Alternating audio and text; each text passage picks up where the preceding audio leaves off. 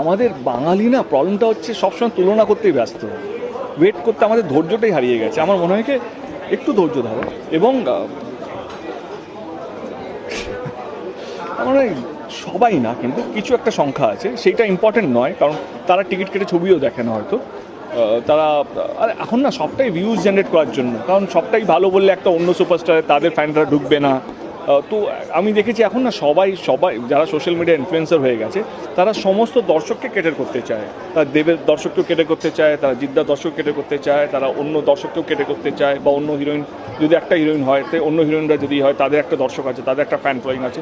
তো এই কেটার করতে করতে না একটা ছবির বা একটা একটা একটা ইন্ডাস্ট্রির কোথাও যেন 12টা বেজে যাচ্ছে। তো আমার মনে হয় কি খাদান এখন কেউ দেখেনি, দেখার পর আপনাদের যদি খারাপ লাগে, আপনাদের যদি মনে হয় এটা কেজিএফ, তখন বলুন।